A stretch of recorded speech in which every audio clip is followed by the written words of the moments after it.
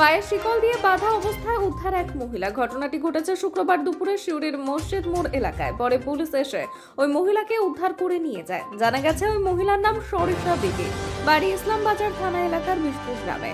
সরিষা বিবি জানান তিনি মানসিক রোগী, কিন্তু বর্তমানে সুস্থ রয়েছেন।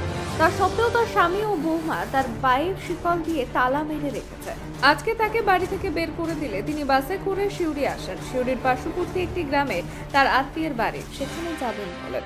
এরপর মসজিদ মোড় এলাকায় তাকে দেখে লোকজনের ভিড় জমায়।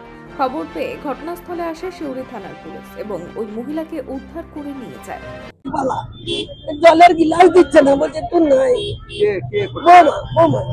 কোথায় বাড়ি তোমার? জয়দেবপুর। এখানে কি করে এলে? এখানে বাসে এলাম, হারাইপুরে আমার কাকার বাড়ি আছে না, তো ওখানে যাবো বলে এলাম। তালাটা বললে একটা ছেলে তোমাদের মতো টোটো করে নিয়ে যাই, চলো মাসি ওখানে। তুমি হাঁটতে পারছো না তো তুমি যাবে কি করে? তালাটা খুলে দিই, তাই বলি নিয়ে এলো টোটো করে, পয়সা নিল না। কোথায় কে মেরেছে তালাটা? বৌমা। ওখান থেকে তালা মেরে এসছো? আর শ্বশুর আর বৌমা। হ্যাঁ, তালা মেরে এলাম, তো গাড়িতে উঠিয়ে দিচ্ছে, ছেলেগুলো হাতে ধরে উঠিয়ে দিচ্ছে। আমার কষ্ট দেখে ও নিয়ে এখন কি করবে এবার? আমি এই টাকাতে ঘরে চলে যাবো, ওরা যা বলবে যে ঘর যা তো ঘর যাবো। আর যদি বলে না এখানে থাক এখন কিছুদিন, তো ওষুধ খা, শরীরটা সারুক নিয়ে যাবি, তাই শুনবো। কোথায় কোথায় বাড়ি? কোথায় আমার বাড়ি? যেখানে যাবে তুমি? হারাইপুরে, এই সামনে হারাইপুর। তালা মারার কি কারণ, কি বলছে ওরা? কারণ কি, আমার একটু ব্রেনে শর্ট ছিল, কিন্তু ওষুধ খাচ্ছি, 12 মাস ওষুধ খাচ্ছি, তো ভালো রয়েছি। 3-4 দিন যদি ওষুধটা কামাই হয়ে যায়, তাও আমি কাউকে গালাগালি না শুনে আমি চুপচাপ থাকি। তা বলে তোর ঘরে জায়গা নেই, তুই পালা এখান থেকে। ছেলের কি নাম? শেখ জিয়ারুল। কি করে? রাজমিস্ত্রি। আপনার বাড়িতে আর কে কে আছে? ওই স্বামী, ছেলে, আমি আর ছেলের ওই 2 মেয়ে, এক ছেলে। আপনার স্বামী? আপনার স্বামী কি বলছে এরকম তালা মেরে রেখেছে যে? ওই তো দিয়েছে তালা, ওই দুজনে মিলে। ছেলে একটু কান্না করেছে গো, ছেলে একটু খুব সাদা সিধে, একটু দুবরাজপুর থেকে নিয়ে গেল। ও বলে নিয়ে আয় গা, তো চলে গেল। আমি তোর মায়ের পায়ে দেবো, খুব জ্বালাতন করে। ওখান থেকে এভাবে আসছো? হ্যাঁ, ভাত দিল না দুপুরে। কি নাম তোমার? আমার নাম সরেশা বিবি। সরিতা বেবি? সরেশা বিবি। সরেশা বিবি। হ্যাঁ, আমার মেয়ে নাই, আমার একটাই ছেলে। পুলিশকে জানাওনি কোনোদিন এর আগে? না না। কেন জানাওনি? কেন?